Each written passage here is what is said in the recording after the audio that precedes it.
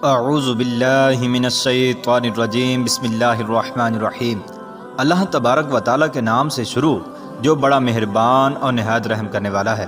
پیارے دوستو، اللہ تبارک و تعالیٰ نے ہر قوم کی رشد و ہدایت کے لیے مختلف انبیاء کو اس دنیا کے اندر بھیجا، اور قرآن و حدیث میں جن انبیاء کے ناموں کا ذکر ہے ان کی تعداد 100 کے قریب ہے،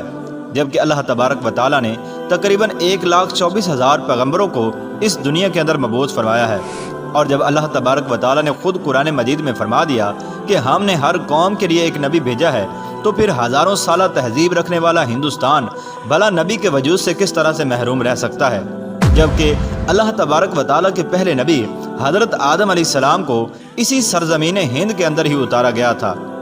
پیارے دوستو، ہندو دنیا کا واحد ایسا مذہب ہے جن کی مشہور مذہبی کتابوں کے اندر ایک خالق و مالک، جنت اور دوزخ اور آخرت کا تصور موجود ہے۔ اس کے علاوہ سرور کائنات فخر دو جہاں حضرت محمد صلی اللہ تعالی علیہ وآلہ وسلم کے بارے میں بھی واضح پیش گویاں ہندو مت کی مشہور کتابوں کے اندر موجود ہیں۔ چنانچہ سنسکرت اور ہندو مذہب کے مایہ ناز پروفیسر جو کہ الہ آباد یونیورسٹی بھارت میں بطور پروفیسر خدمات انجام دے رہے ہیں، انہوں نے ہندی زبان میں ایک کتاب کلکی اوتار اور محمد صلی اللہ تعالی علیہ وآلہ وسلم صاحب کے نام سے لکھ کر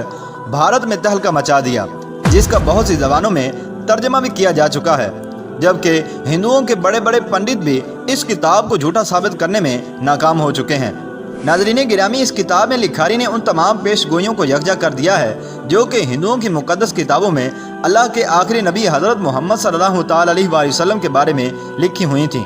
ہندوؤں کا یہ عقیدہ ہے کہ برائیوں کے خاتمے کے لیے 10 اوتاروں یعنی پیغمبروں نے اس دنیا میں آنا ہے، جن میں 9 پچھلے 3 یگ یعنی ادوار میں آ چکے ہیں، اور اب آخری دور یعنی کل یگ میں کلکی اوتار یعنی آخری نبی کو آنا ہے، جبکہ ہندوؤں کا یہ بھی ماننا ہے کہ یہ کل یگ کئی ہزار سال پہلے شروع ہو چکا ہے اور دنیا کے تباہ ہونے تک یہی دور رہے گا۔ اسی لیے ہندو اب آخری کلکی اوتار یا آخری مسیحا کے منتظر ہیں، جس کی خبر ان کی تمام مقدس کتابوں میں دی گئی ہے۔ ہندوؤں کی جانی مانی کتاب بھگوت پران میں لکھا ہے کہ کل یگ یعنی آخری دور کا ایک بڑا حصہ گزر چکا ہے، اور یہی وہ دور ہے کہ جس میں بھگوان نے آخری اور طاقتور اوتار کو بھیجنا ہے۔ پیارے دوستو، یہ یاد رہے کہ پیغمبر اور اوتار ہم معنی الفاظ ہیں جن کا تصور ہندو مذہب میں موجود ہے۔ بھگوت پران کے اشلوک میں کلکی اوتار یعنی آخری پیغمبر کی جائے پیدائش، خاندان اور والد کے بارے میں کچھ یوں لکھا ہوا ہے کہ وہ کلکی وشنو یش کے گھر شمبل کے مقام میں بڑے پروہت کے خاندان میں پیدا ہوگا۔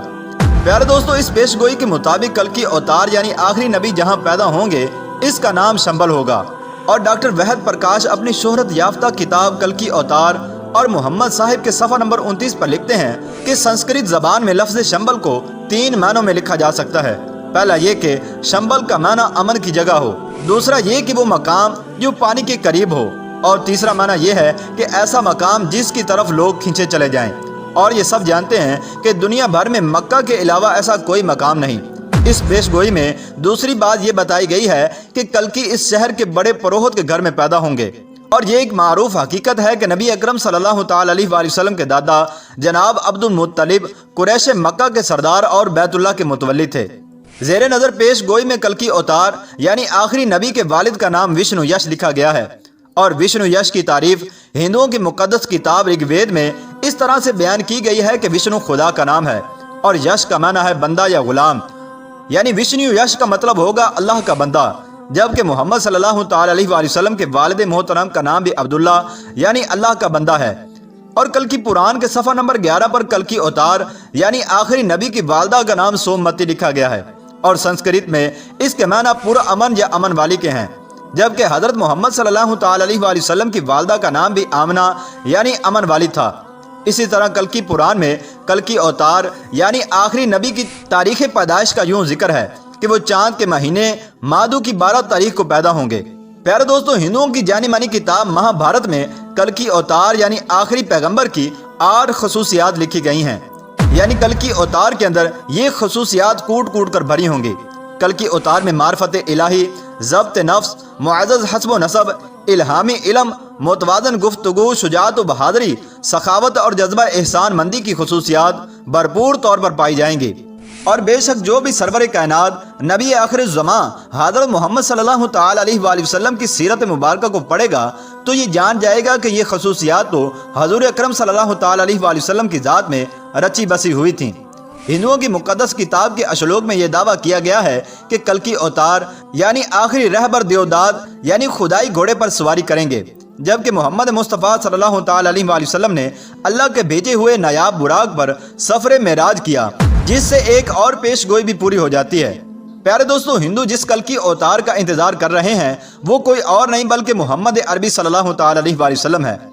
پیارے دوستو، ان تمام پیشن گوئیوں سے یہ بات ثابت ہوتی ہے کہ ہندو جس آخری کلکی اوتار کا انتظار کر رہے ہیں وہ کوئی اور نہیں بلکہ محمد عربی صلی اللہ تعالی علیہ وآلہ وسلم ہے، اور ان کی مقدس کتابوں کے اندر جس آخری مسیحا یعنی کلکی اوتار کا ذکر ہے اور ان کے بارے میں جو تمام پیشن گوئیاں کی گئی ہیں وہ حضور اکرم صلی اللہ تعالی علیہ وآلہ وسلم کی ذات اقدس کے اندر موجود ہیں۔